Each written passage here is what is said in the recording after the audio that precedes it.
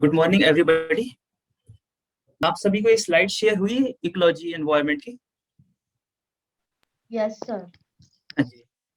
तो मैं स्टार्ट करता हूँ। पहले आपको थोड़ा रेफरेंस बता देता हूँ। किसी ने एनसीईआरटी का जो उस दिन रेफरेंस मैंने बताया था, एनसीईआरटी के 4 चैप्टर वो देखे थे उस टाइम पे? उसके बाद हेलो हेलो, वॉइस ऑडिबल है मेरी? Yes sir. Yes sir. चलो कोई नहीं, मैं स्टार्ट करता हूँ। पहले देखिए, हमारा जो सब्जेक्ट है सिविल सर्विस प्रीलिम्स में और मेंस एग्जाम में, वो इकोलॉजी और एनवायरनमेंट जैसे है। तो उसमें प्रीलिम्स के पॉइंट ऑफ व्यू से किस तरीके से पेपर जो है डिजाइन किया जाता है, जैसे आप पर्टिकुलर क्वेश्चन उठाएंगे तो उस क्वेश्चन में कुछ पार्ट स्टैटिक रहता है और कुछ पार्ट उसमें करंट रहता है। तो आपके ऑप्शंस अगर आप देख रहे हैं तो आप केवल स्टैटिक करेंगे तब आप समझ नहीं पाएंगे, क्वेश्चन को अटेम्प्ट नहीं कर पाएंगे। और अगर आप केवल करंट करेंगे तब भी वो मिसिंग आउट हो जाएगा, क्योंकि ज्यादातर उसकी जो क्वेश्चन का स्टेटमेंट होता है वो आपका करंट से उठता है, और एक दो ऑप्शन होते हैं वो आपके स्टैटिक और करंट में जाते हैं, डायनामिक हो जाता है। और सेम मेंस में है। मेंस में आपका स्टैटिक पोर्शन से क्वेश्चन डायरेक्ट नहीं आता, आपका करंट इश्यूज जो चल रहे होते हैं उस टाइम पे, जैसे क्लाइमेट चेंज हो गया या पोल्यूशन हो गया, तो आपने जो स्टैटिक में पढ़ा है उससे ज्यादा आपका करंट से रिलेटेड क्या इनिशिएटिव्स लिए गए हैं, क्या चैलेंजेस आ रहे हैं उसमें, क्या उसके अंदर कोई लिमिटेशंस हैं, या क्या फैक्टर्स हैं जिसके कारण दिल्ली या एनसीआर या किसी भी जगह पे बड़े सिटीज में वेटलैंड या पॉन्ड्स जो हैं वो स्क्वीज करते जा रहे हैं, मतलब सिकुड़ते जा रहे हैं। तो ऐसे इश्यूज आते हैं, वो आपके मेंस में आते हैं ज्यादातर। तो आपको पहले बेसिक पता होना चाहिए कि इकोलॉजी एनवायरनमेंट है क्या। तो सबसे पहले मैं आपको बताना चाहूंगा इकोलॉजी।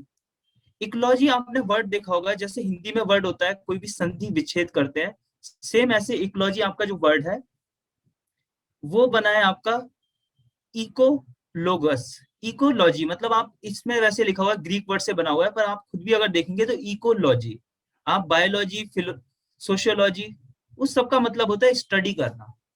लोगोस मतलब स्टडी करना, आप किसी भी इको की स्टडी कर रहे हैं। इको मतलब जहाँ पे आप रह रहे हैं, जो आपका एनवायरनमेंट है, जो हैबिटेट है, उसमें क्या हो रहा है, क्या इंटरेक्शन हो रहा है, इसकी जब आप स्टडी करते हैं तो उसके लिए जो डिसिप्लिन कहलाया जाता है या स्ट्रीम कहलाया जाता है या सब्जेक्ट कहलाया जाता है वो इकोलॉजी कहलाया जाता है।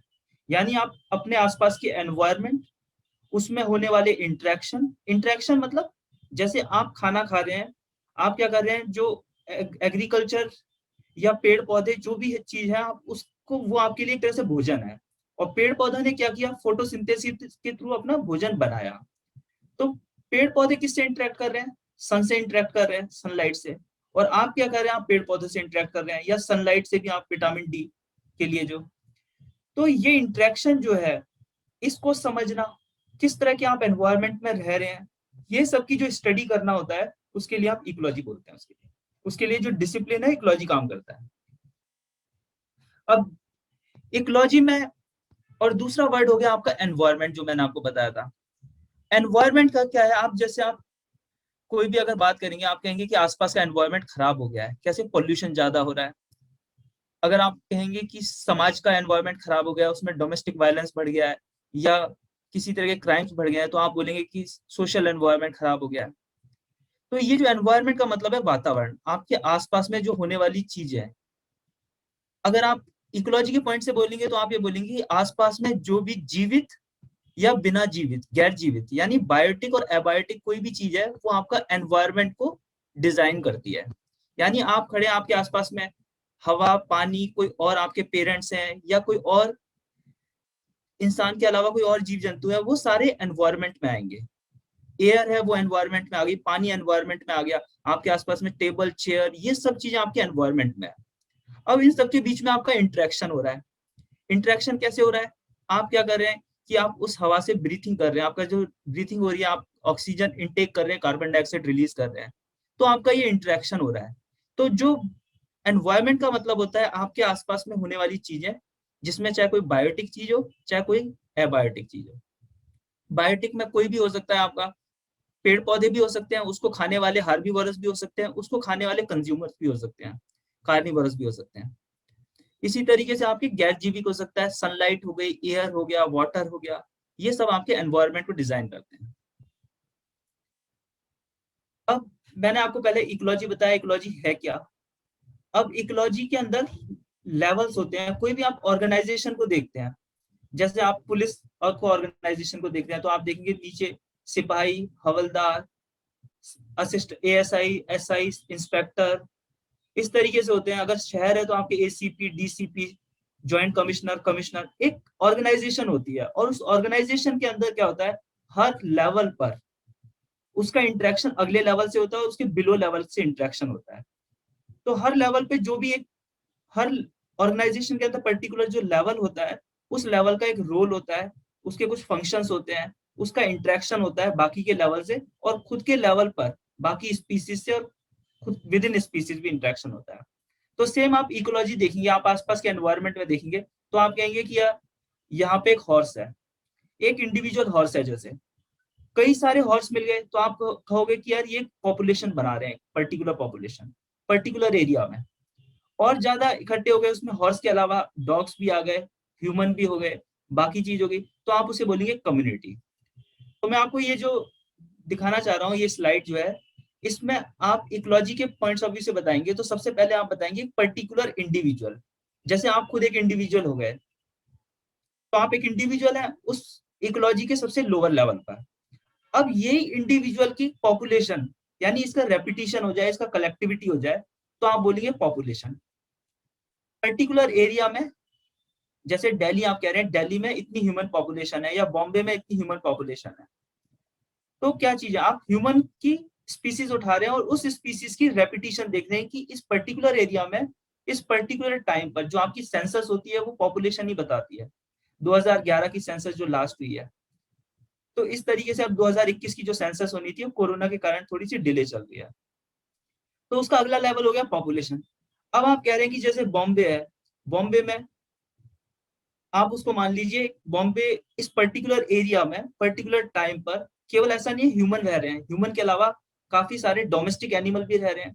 और जो आपका संजय गांधी नेशनल पार्क है, जो आपका बोरीवली और उस एरिया में, तो इस तरीके से क्या चीज होगी, उसमें आपके वाइल्ड एनिमल्स भी हैं।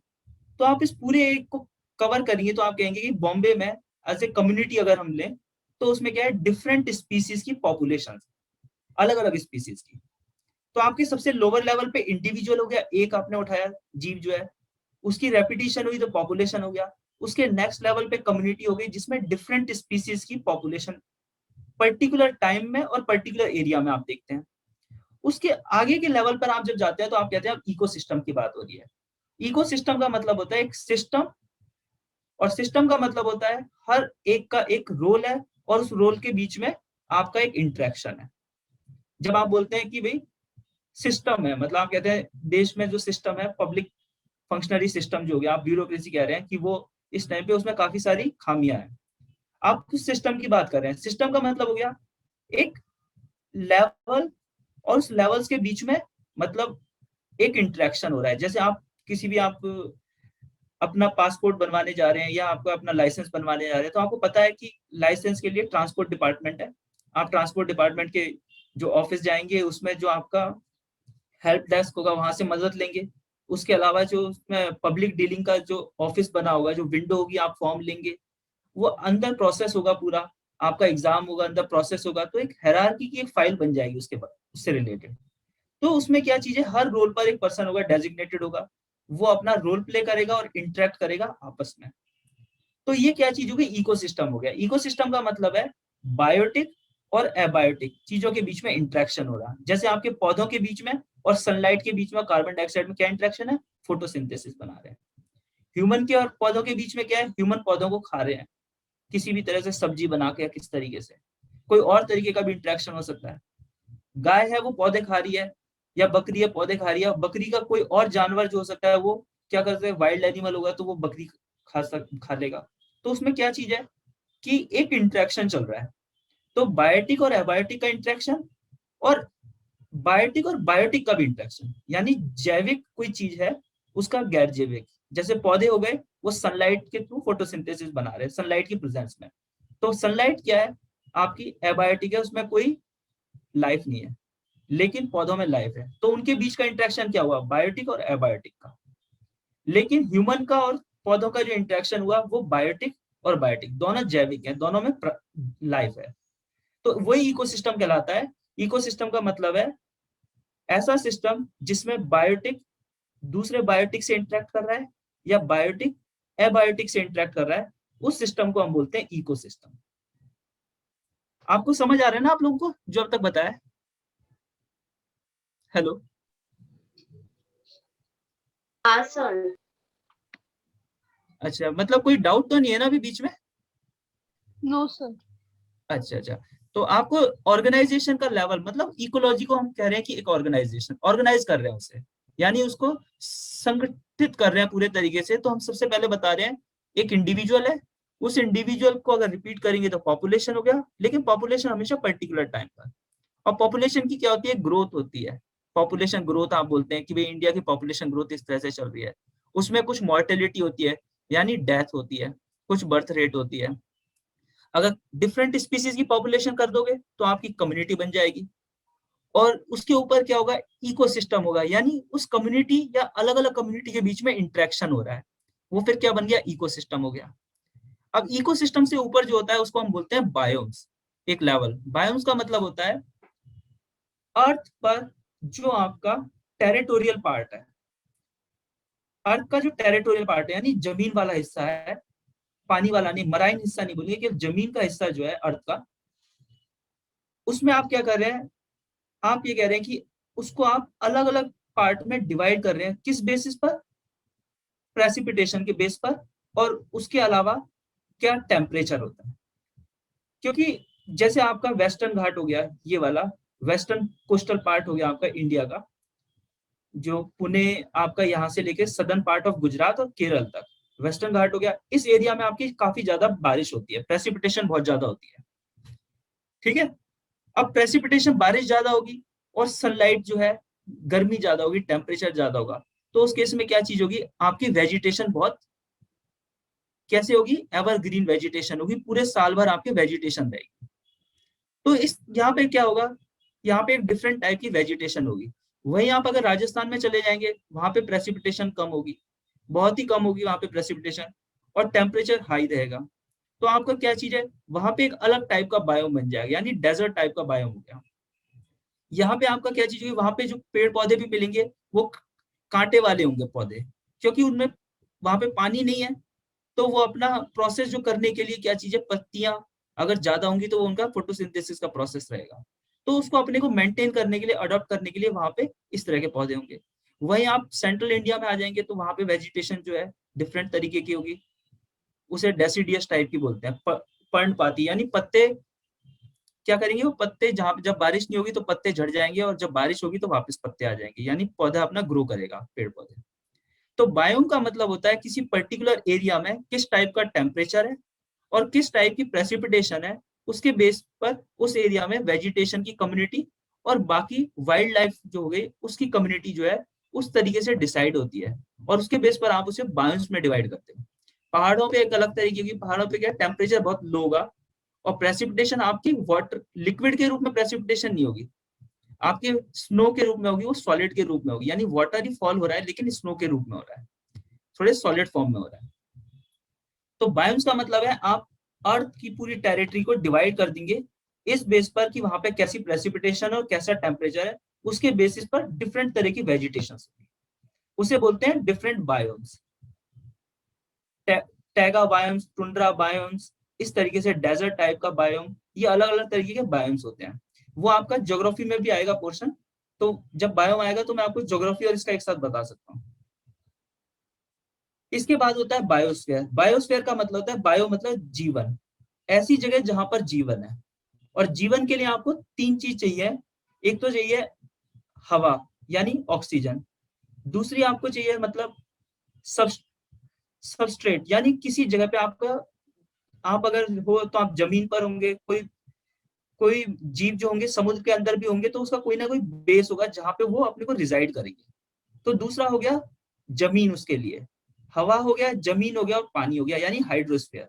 जहां पे आपका हाइड्रोस्फीयर हो, जहां पे आपका ये एटमॉस्फेयर हो, और जहां पे आपका इंटरकनेक्टिविटी एक तरीके से सबस्ट्रेट की हो रही है, यानी बेस हो गया। ये तीन की जहां पर कनेक्टिविटी होगी वहां पे आपका लाइफ होगी।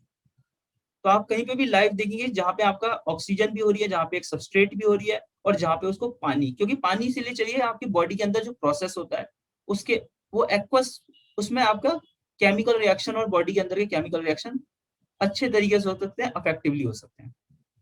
इसी कारण से आप देखेंगे हाई अगर माउंटेन पे आप चले जाएंगे तो वहां पे लाइफ नहीं मिलेगी, और जो लाइफ मिलेगी थोड़ी बहुत, वो काफी ज्यादा इस तरीके से होगी, एक्टिव फॉर्म में नहीं होगी। वो एक तरीके से जैसे वो अपने मेटाबॉलिक प्रोसेस जो है साल के बहुत कम टाइम में करते हैं मेटाबॉलिक प्रोसेस। तो ये ऑर्गेनाइजेशन होगी आपकी, सबसे नीचे इंडिविजुअल, उसके ऊपर पॉपुलेशन, उसके ऊपर कम्युनिटी, उसके ऊपर इकोसिस्टम, फिर बायोम, और फिर सबसे ऊपर बायोस्फीयर। यहां तक कोई डाउट नहीं है ना? No sir. हाँ, क्योंकि अब क्या है ना, जैसे अगर आपको कोई भी आता है करंट में, आप न्यूज़पेपर पढ़ते हैं, न्यूज़पेपर में आपको पता चल रहा है क्लाइमेट चेंज से रिलेटेड कोई सबमिट हो रही है, तो आपको क्या पता चल रहा है, उसके कन्वेंशन हो रही है उसके रिलेटेड जो है, आप किस तरीके से देखेंगे उसमें, आप देखेंगे कि इकोलॉजी का कौन सा लेवल जो है क्लाइमेट चेंज या ग्लोबल वार्मिंग से, कौन सा लेवल जो है इम्पैक्ट हो रहा है, कौन सा लेवल नेगेटिवली इम्पैक्ट हो रहा है, कौन सा पॉजिटिवली। जैसे आप बायोम का अगर कहेंगे तो इकोसिस्टम से किस तरीके से क्लाइमेट चेंज या डिफॉरेस्टेशन से कैसे हो गया। आपका वेस्टर्न घाट में एवरग्रीन फॉरेस्ट है, उसकी डिफॉरेस्टेशन होगा तो वहां की एक वेजिटेशन में चेंज आना शुरू हो जाएगा। या क्लाइमेट चेंज से आपका जहाँ पे टेम्परेचर ज्यादा होता था वहां पे कम होना शुरू हो गया, और जहाँ पे कम होता था वहां पे ज्यादा होना शुरू हो गया। जहाँ पे बारिश ज्यादा होती थी वहां कम हो रही है, तो ऑटोमेटिकली क्या होगा, उस एरिया की प्रेसिपिटेशन का आपकी रेंज चेंज हो गई, टेम्परेचर की रेंज चेंज होगी, तो ऑटोमेटिकली बायोस वहां पे चेंज होना शुरू हो जाएगा। हो सकता है कोई एरिया में डेजर्टिफिकेशन शुरू हो जाए और किसी एरिया में एवरग्रीन फॉरेस्ट आना शुरू हो जाए। तो वो चेंजेस जो होते हैं, वो चेंजेस क्या है, क्लाइमेट चेंज का इम्पैक्ट है इकोलॉजी के पर्टिकुलर लेवल पर। अब इकोटोन क्या होता है?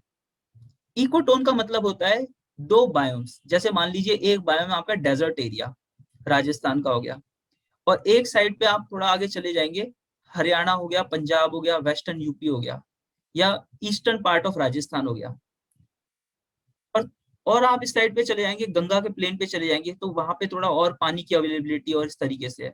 तो आप ये देखेंगे कि इकोटोन का मतलब होता है जहां पे एक बायोम खत्म होता है और दूसरा बायोम स्टार्ट होता है, तो उसका जो जोन होता है, ट्रांजिशन जोन होता है, वो कहलाया जाता है इकोटोन। जैसे फॉर एग्जांपल इसके रेफरेंस से हटाते हैं, आप महाराष्ट्र हो गया, महाराष्ट्र से एक साइड पे गुजरात कनेक्ट कर रहा है, मध्य प्रदेश कनेक्ट कर रहा है, साउथ में जैसे कर्नाटका, तो बॉर्डर एरिया में जो लोग होंगे उनका लाइफ स्टाइल, उनका कल्चर, वो काफी कुछ दूसरे स्टेटों से मैच करता मिलेगा आपको। महाराष्ट्र में एक सेंट्रल महाराष्ट्र में एक अलग तरीके से होंगे, लेकिन बॉर्डर एरिया में जो कर्नाटक के बॉर्डर एरिया में होंगे और जो महाराष्ट्र के होंगे उस जगह पे उनमें सिमिलरिटी मिलेगी, और वो सेंट्रल कर्नाटका से और सेंट्रल महाराष्ट्र से डिफरेंट मिलेंगे आपको। तो इकोटोन का मतलब होता है जहां पे एक बायोम खत्म हो रहा है और दूसरा बायोम स्टार्ट हो रहा है, वहां पे एक जोन ऑफ ट्रांजिशन होता है, उस जोन ऑफ ट्रांजिशन को एरिया को बोलते हैं आप इकोटोन। और इकोटोन में क्या होता है कि दो डिफरेंट टाइप की कम्युनिटी जब मीटिंग करती है, तो वहां पे एक कम्युनिटी जो होती है वो डिफरेंट कम्युनिटी होती है, वो दोनों आपके बायोम से अलग तरह की कम्युनिटी उसमें रिजाइड करती है। जैसे आपका, मैंने आपको बताया ग्रासलैंड हो गया और इसमें मैंग्रोव फॉरेस्ट हो गए। ग्रासलैंड कहाँ पर आ रहा है, आपके डेजर्ट एरिया और एवरग्रीन फॉरेस्ट के बीच वाला एरिया हो गया ग्रासलैंड, जहाँ पे घासें उगती हैं, बड़े पेड़ पौधे नहीं उग रहे, क्योंकि इतनी भी प्रेसिपिटेशन नहीं है कि बड़े पेड़ पौधे उग जाए, पर इतनी कम भी प्रेसिपिटेशन नहीं है कि डेजर्ट एरिया की तरह हो जाए। तो बीच का जोन हो गया आपका ग्रासलैंड हो गया, या मैंग्रोव फॉरेस्ट हो गए। एक साइड पे आपका समुद्र है और दूसरी साइड पे आपका प्लेन एरिया, टेरिस्ट्रियल एरिया है। तो ये बीच में क्या होगा, वहां पे जिस एरिया में आपका समुद्र का पानी जमीन से कनेक्ट कर रहा है, थोड़ा थोड़ा सलाइन भी होगा, कंप्लीटली समुद्र जैसा सलाइन भी नहीं होगा, वहां पे कौन से फॉरेस्ट होंगे, वहां पे आपके मैंग्रोव फॉरेस्ट होंगे। जैसे आपका पश्चिम बंगाल में हो गया या उड़ीसा में हो गया, जो आप बोलते हो सुंदरी वन, मैंग्रोव फॉरेस्ट है। लास्ट ईयर आपने सुना होगा, हम जो पश्चिम बंगाल में एक साइक्लोन आया था, अम्फान साइक्लोन, उस टाइम पर साइक्लोन की जो रेन हो रही है और जो समुद्र की साइड से वेव्स आ रही हैं, वो वेव्स को प्रोटेक्ट करने के लिए मैंग्रोव फॉरेस्ट काम करते हैं। पेड़ होंगे तो वेव्स क्या होंगी, उधर जाके ब्रेक कर जाएंगी, जमीन के अंदर ज्यादा अंदर तक नहीं जाएंगी। तो एक तरीके से क्या चीज हो गई आपकी, उधर लाइफ की सेफ्टी हो गई। ये भी काम करते हैं। तो इकोटोन आपको मैं बताता हूँ ऐसा जोन जहाँ पे एक बायोम खत्म होता है, दूसरा बायोम स्टार्ट होता है, उसके ट्रांजिशन एरिया को आप बोलते हैं इकोटोन। इसके कुछ कैरेक्टरिस्टिक्स भी हो सकते हैं, जैसे ये नैरो भी हो सकता है, वाइड भी हो सकता है, काफी ज्यादा एरिया तक ट्रांजिशन हो रहा है, काफी कम इसकी मतलब विड्थ हो सकती है, काफी कम एरिया की विड्थ हो, ऐसा भी हो सकता है। साथ के साथ जब चेंज होता है वो इमीडिएट चेंज नहीं होता है। एक आपको बता दें, इकोटोन जैसे आपका एक कम्युनिटी खत्म हो रही है, मान लीजिए बॉर्डर महाराष्ट्र की खत्म हो रही है और कर्नाटक की शुरू हो रही है, तो जो लोगों का एक लाइफ स्टाइल होगा, ऐसा नहीं कि ऑटोमेटिकली महाराष्ट्र की बॉर्डर पे खत्म होते ही कर्नाटक में डिफरेंट तरीके के लोग मिलेंगे, ऐसा नहीं होगा। महाराष्ट्र की बॉर्डर तक जाते जाते चेंजेस आते जाएंगे, चेंजेस आते जाएंगे, और कर्नाटक की बॉर्डर तक आते आते वो चेंजेस जो मिलेंगे कर्नाटक की बॉर्डर वहां पे सेम मिलेंगे, एक तरीके के लोग मिलेंगे। फिर धीरे धीरे से अंदर आप जाते जाएंगे कर्नाटक में, वहां पे फिर चेंजेस दूसरे तरह के होंगे, और सेंट्रल कर्नाटक में बिल्कुल उस तरीके के होंगे जो कर्नाटक को डिफाइन कर रहे हैं। तो जो चेंजेस होते हैं वो स्लो चेंजेस होते हैं, इमीडिएट चेंजेस नहीं होते कि यहाँ इसके बाद में एकदम से डिफरेंट तरीके का बायोम शुरू हो गया, यानी उस बायोम में डिफरेंट तरह की कम्युनिटी शुरू हो गई, कम्युनिटी वेजिटेशन डिफरेंट तरीके की, उसमें स्लो वेरिएशन होता है। और इसे हम जोन ऑफ टेंशन भी बोलते हैं इकोटोन को, क्योंकि यहाँ पे एक टेंशन, क्या कोई भी चीज दो जगह कनेक्ट कर रही होती है, तो उसमें एक अलग तरीके की हम खिंचाव बोले या कुछ भी बोले, तो एक तरीके से वो इको जोन ऑफ टेंशन माना जाता है उसका। जैसे आपको एक एग्जाम्पल आप देखो, इधर ये पेड़ पौधों की कम्युनिटी है, इधर पेड़ पौधे ज्यादा हैं, ग्रासलैंड घासे घासे ज्यादा है इधर, तो आपको किस तरीके का हो गया, एक ग्रासलैंड का इकोसिस्टम हो गया, इस साइड पे आपका डेसिडियस इकोसिस्टम हो गया।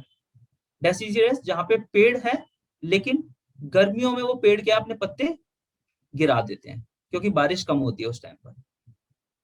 बारिश मतलब जब जिस मौसम में बारिश नहीं होती, ड्राई मौसम में क्या करेगा, वो अपने पत्ते गिरा देगा। तो सेम इसी तरीके से है, इन्होंने एक इकोसिस्टम ले लिया ग्रासलैंड, एक ले लिया डेसिडियस, और दोनों के बीच का जो हो गया वो आपका इकोटोन कहला रहा है, जहां पे आपका ग्रासलैंड से आपका डेसिडियस की कनेक्टिविटी हो रही है, जहां पे ट्रांजिशन हो रहा है।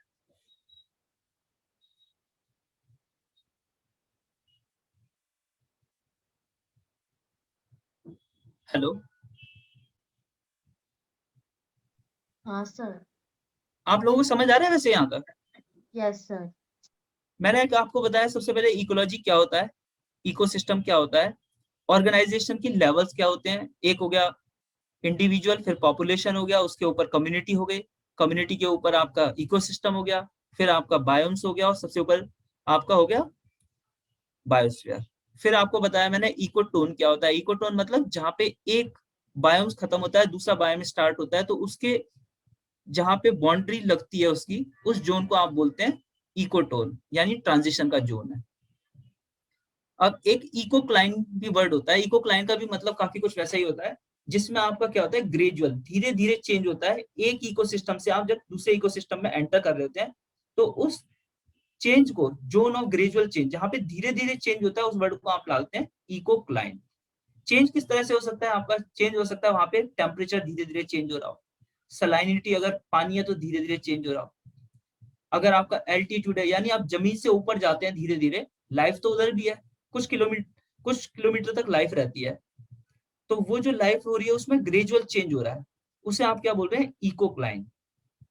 इकोक्लाइन मतलब जहां पर आपके चेंजेस एक ग्रेजुअल चेंज हो रहे हैं, चाहे आप एल्टीट्यूड चेंज करो किसी जगह पे, या आपका टेम्परेचर चेंज हो रहा है, आप इक्वेटर से आप नॉर्थ की तरफ जाना शुरू कर दें, अगर जैसे इंडिया में आप अगर केरल से आप नॉर्थ की तरफ जाना शुरू करते हैं, तो धीरे धीरे चेंज होगा, टेम्परेचर में चेंज होगा, प्रेसिपिटेशन में चेंज होगा। तो ये जोन जो चेंजेस के जोन है, जहां पे ग्रेजुअल चेंज हो रहा है, आप उसे इक्वलाइन बोलते हैं। एक दो वर्ड्स और हैं, जैसे आपका एज अफेक्ट और एज स्पीसीज। ये मैं बताना चाहूंगा ये क्या चीज है। जो आपका इकोटोन होता है, पर्टिकुलर एरिया होता है, जैसे आपका मैंग्रोव फॉरेस्ट है, वो इकोटोन है, एक साइड पे आपके समुद्र है, दूसरी साइड पे आपका जमीन है। तो जमीन पे जो टेरेस्ट्रियल पार्ट में अलग तरीके की वाइल्ड लाइफ होगी, या डोमेस्टिक लाइफ अलग तरीके होगी। यहाँ पे मराइन एरिया में समुद्र के अंदर एक अलग तरीके की लाइफ होगी, वहां पे अलग तरीके के बायोटिक एनिमल होंगे, और टेरेस्ट्रियल पार्ट में अलग होंगे। लेकिन आपका जो मैंग्रोव फॉरेस्ट में है, वहां पे कुछ ऐसे जीव होंगे जो एक्स्ट्रा होंगे, डिफरेंट टाइप के होंगे, जो दोनों जगह पे एग्जिस्ट नहीं कर रहे हैं। ऐसे जीव होंगे जो सलाइन वाटर में रह सकते हैं, जैसे आपका मगरमच्छ जो हो गया, सलाइन वाटर वाला मगरमच्छ जो हो गया, वो आपको उधर क्रोकोडाइल पाया जा रहा है, लेकिन वो इस एरिया में और इस एरिया में नहीं पाया जा रहा। तो ऐसी स्पीसीज जो आपके दोनों बायोम से डिफरेंट तरीके की और एक्स्ट्रा स्पीसीज पाई जाती हैं, उसे आप हमेशा बोलते हैं एज स्पीसीज, और उस अफेक्ट को बोलते हैं एज अफेक्ट। जैसे आप बोलते हो कि इस पर्सन को ये और चीज पता है, तो उसको एक एक्स्ट्रा एज है। अगर मान लीजिए कोई ह्यूमैनिटी बैकग्राउंड से आया है, सिविल सर्विस की प्रिपरेशन कर रहा है, तो आप ये कहेंगे कि इसने वो सब्जेक्ट ग्रेजुएशन के टाइम पे पढ़े हुए हैं, तो एक एक्स्ट्रा एज कहेंगे आप। या अगर आपने साइंस के बैकग्राउंड से हैं, तो आप कहेंगे कि साइंस एंड टेक्नोलॉजी पढ़ते टाइम पे आपको एक एक्स्ट्रा एज मिलती है, क्योंकि आप आसानी से वो पढ़ पा रहे हैं। जैसे आप ऑप्शनल चूज करते हैं, उसमें भी यही चीज होती है कि जिसमें आपको लगता है कि एक्स्ट्रा एज है।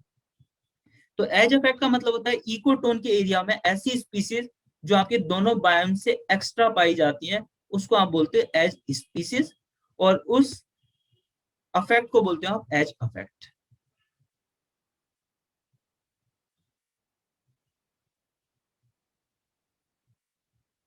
अब एक टर्म आता है इकोलॉजी नीश। इकोलॉजिकल नीश क्या होता है? इकोलॉजिकल नीश का मतलब होता है कि जैसे कोई आपसे पूछ रहा है कि आप कहाँ रह रहे हैं, तो आप अपना पूरा एड्रेस बताएंगे कि मुंबई में इस जगह पर। मान लीजिए आप बोरीवली रह रहे हैं, तो आप बताएंगे मुंबई में बोरीवली में इस तरीके से, आप पिन कोड नंबर तक पूरा एड्रेस सब बताएंगे। तो वो एड्रेस क्या है आपका? वो आपका एड्रेस है जहां पे आप रह रहे हैं, वो आपका हैबिटेट है, आपका निवास स्थान है। आप किस जगह पे रह रहे हैं वो आपका हैबिटेट कहलाता है। आप बोलेंगे कि ये जो वेल है वो आपको समुद्र में मिलेगी, तो उसका हैबिटेट क्या है? समुद्र है। फिश का हैबिटेट क्या है? वाटर है। तो आप उसका हैबिटेट बता रहे हैं, लेकिन इकोलॉजिकल नीश जो है उसी से कंफ्यूजन रहती है। पर नीश का मतलब थोड़ा डिफरेंट है। हर स्पीसीज की एक रहने का एक स्थान होता है, उसका एक रिप्रोडक्टिव टाइम होता है, उसका ये कैरेक्टर होता है कि वो किस तरीके की भोजन लेगा, उसका जो इस तरीके से आप चार चीजें आप एक तरीके से मान लीजिए किस तरीके का हैबिटेट है। यानी केवल हैबिटेट इसमें शामिल नहीं है, नीश में आपका हैबिटेट के अलावा रिप्रोडक्टिव हो गया, किस तरीके की उसके फिजिकल और केमिकल नीड है, यानी किस तरह के टेम्परेचर में लैंड शेप पे किस तरह की ह्यूमिडिटी की उसकी रिक्वायरमेंट है। ये सारी जो चीजें हैं वो उसका नीश कहलाती है पर्टिकुलर स्पीसीज का। जैसे आप बोलते हैं कि भाई फॉरेस्ट खत्म हो गए, तो फॉरेस्ट खत्म होने से आप कह रहे हैं कि जो आपके जो बाघ हैं, जो टाइगर हैं, वो खत्म हो रहे हैं। क्यों खत्म हो रहे हैं? केवल उसका हैबिटेट नहीं है, हैबिटेट खत्म हुआ है, साथ के साथ उसका कंप्लीट नीश खत्म हो गया है। यानी उसका जो रिप्रोडक्टिव साइकिल का प्रोसेस था उस जगह पे होने का, वो आपका खत्म हो गया। किस तरह की उसकी डाइट थी, जिस तरह का उसको भोजन चाहिए था, वो उसको नहीं मिल रहा है। तो आप क्या बोल रहे हैं? आप बोल रहे हैं कि उसका जो नीश है वो खत्म हो गया है। उस क्योंकि एक स्पीसीज का जो नीश होता है वो दूसरी स्पीसीज से कंप्लीटली डिफरेंट होता है। हैबिटेट सेम हो सकता है। आप कह सकते हैं कि इस एरिया में आप भी रह रहे हैं, आपने अगर डॉग पाला हुआ है तो डॉग भी है, बिल्ली पाली है तो बिल्ली भी है, तो उस हैबिटेट में तो कई सारे हो सकते हैं। लेकिन जो डॉग का नीश होगा और जो बिल्ली का नीश होगा और जो इंसान का नीश होगा, वो तीनों डिफरेंट होंगे। तो नीश का मतलब होता है ऐसा फैक्टर जो उसका फंक्शनल रोल है, यानी उसका क्या काम करना है इकोसिस्टम में, उसकी क्या रिक्वायरमेंट है इकोसिस्टम में, उसकी रिक्वायरमेंट क्या है और उसका काम क्या है, वो हर स्पीसीज का दूसरी स्पीसीज से डिफरेंट होगा। तो वो इकोलॉजिकल नीश कहलाता है। जैसे डिफरेंस भी लिखा हुआ है। एक तीसरा वर्ड होता है होम रेंज, ये भी आपको पता होना चाहिए, क्योंकि कई बार इस तरीके से हो जाता है, हैबिटेट की डेफिनेशन नीश में डाल देते हैं और होम रेंज में इस तरीके से कर देते हैं। रेंज का मतलब होता है जब आप कहते हैं कि ये रेंज है। जैसे आप मान लीजिए किसी डिस्ट्रिक्ट में डिस्ट्रिक्ट कलेक्टर लगा हुआ है, तो उसकी रेंज क्या है वर्क का, टेरिटोरियल एरिया क्या है, डिस्ट्रिक्ट है, उसके ऊपर डिविजनल कमिश्नर होगा, उसका डिवीजन होगा, कई डिस्ट्रिक्ट उसके अंडर में आ जाएंगे। तो इसी तरीके से क्या होगा, एक पर्टिकुलर एनिमल का किस एरिया तक वो मूव कर रहा है, चाहे वो खाने के लिए मूव कर रहा हो, चाहे ऐसे ही वो मूव कर रहा हो, किस एरिया तक उसकी मूवमेंट है, और वो मूवमेंट पीरियडिक मूवमेंट होनी चाहिए। जैसे उधर तक वो जा रहे हैं, आप वापस आ रहे हैं, जैसे आप कह रहे हैं कि आप डेली ऑफिस जा रहे हैं या क्लासेस के अटेंड करने जा रहे हैं, वापस आ रहे हैं, ये पीरियडिक मूवमेंट है। आप कभी कभार किसी जगह पे विजिट करने जा रहे हो, वो आपकी रेंज में नहीं आएगा। तो रेंज का मतलब है एक ऐसा एनिमल जो डेली बेसिस पर या पीरियडिक मूवमेंट करता है जिस एरिया में, वो उसका हमेशा कहलाया जाता है होम रेंज। तो एक हैबिटेट हो गया जहाँ पे आप निवास कर रहे हैं, जिसमें हो सकता है कि डिफरेंट स्पीसीज भी हो सकती हैं उस जगह पे निवास करके। लेकिन हैबिटेट का मतलब है जिस एरिया में आप निवास कर रहे हैं या कोई और स्पीसीज भी। तो एक तरीके से एड्रेस हो गया। नीश का मतलब है जो आपके हैबिटेट की रिक्वायरमेंट है, जो आपके केमिकल और फिजिकल आपकी जो आपको कैरेक्टरिस्टिक डिफाइन करते हैं, इकोसिस्टम में आप क्या काम करते हैं, स्पीसीज का क्या काम है, वो सारे उसका नीश में आता है। उसकी क्या फंक्शनल रोल है उस पर्टिकुलर हैबिटेट में, वो उसका नीश कहलाया जाता है। और तीसरा होम रेंज हो गया, किस एरिया तक उसकी पीरियडिक विजिट होती है, वो उसका होम रेंज है। हेलो, यहां तक आप लोगों को समझ आया? Yes, sir. हाँ, इकोटोन, इकोलॉजिकल। अब आप एक बार इस क्वेश्चन को, आपको विजिबल है ना ये क्वेश्चन क्या है? हाँ। आप इस क्वेश्चन का एक बार बताइए कि क्या आंसर होगा। Which are the following terms describe not only the physical space occupied by but the functional role in the ecological Ecological niche. आप लोग ना एक बार, चैट विंडो है ना आपकी, या एक एक करके आप, हाँ, उस पे आंसर आप रिप्लाई कर दो एक बार, क्या आंसर होगा इसका।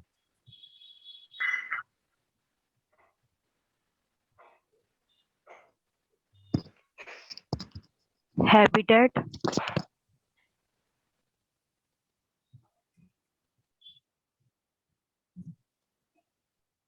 सर चैट डिसेबल्ड है।